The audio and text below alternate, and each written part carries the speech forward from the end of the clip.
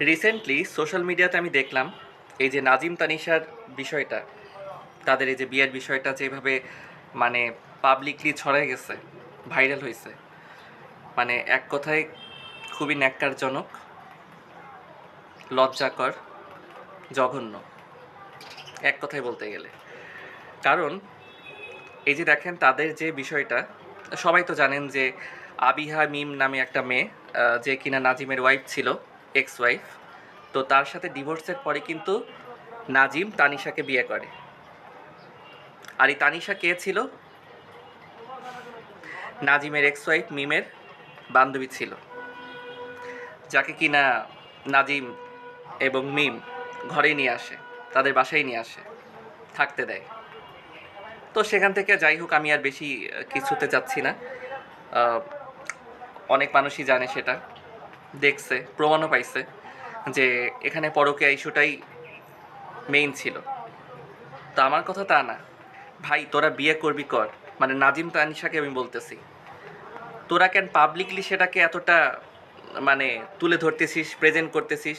হ্যাঁ, তোরা এখন বলতেছিস যে বিয়ে করা তো কোনো দোষের না, বিয়ে করতেই পারি। ওকে ফাইন, তোদের পাবলিকের সামনে এসে এগুলো ছড়াতে হবে কেন? পাবলিককে কী শেখাচ্ছিস যে তোমরা পরকীয়া করো, তোমরা বউয়ের বান্ধবীর সাথে প্রেম করো, বিয়ে করো? মানে এগুলি শিখায় কি পাবলিকদের শিখায়, মানুষদের শিখায় মানে সমাজটাকে আরও নষ্ট করে ফেলা না? মানে আপনি চাইলেই সমাজটা আপনি নষ্ট করার জন্য মানে যে কোনো স্টেপ নিতে পারবেন? এটা কি আপনার অধিকার, সমাজ নষ্ট করা? মানে আমার মনে হয় কি কিয়ামতের আলামত বেশিরভাগ আমাদের বাংলাদেশেই আছে। মানে পরকীয়া, এই যে মারাত্মক ব্যাধিটা যেইভাবে আমাদের দেশে ছড়াই গেছে, মানুষের লজ্জা, লজ্জা তো একেবারে নাই, কি আর বলবো। মানে যে যেমন ইচ্ছা রুচির দুর্ভিক্ষ প্রকাশ করছে তাদের, জাস্ট কিছু বলার নাই। এই তানিশা মেয়েটা, সে তো চূড়ান্ত মাত্রার বেয়াদব, তাকে দেখলে আপনারা বুঝবেন।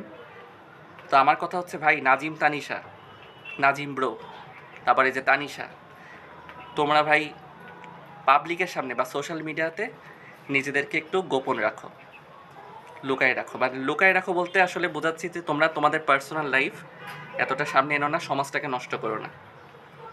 অন্যান্য ব্লগ করো, অন্যান্য ভালো ভিডিও দাও, শিক্ষণীয় ভিডিও দাও, যেটা থেকে মানুষ কিছু শিখবে, বা বিনোদনমূলক দাও, কিন্তু এমন কিছু দিও না যেটা দ্বারা সমাজটা ক্ষতিগ্রস্ত হবে।